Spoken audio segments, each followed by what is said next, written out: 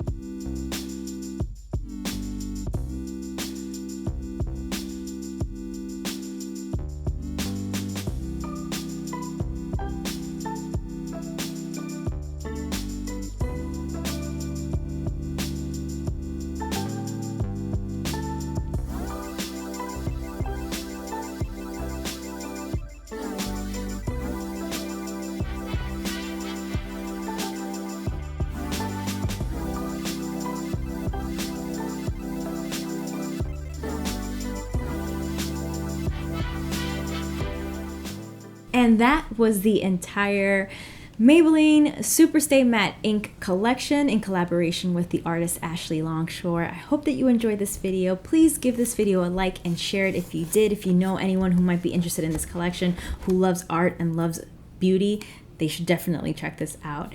And of course, please subscribe if you're not subscribed already, and click that little bell icon so you can set your notifications on for all.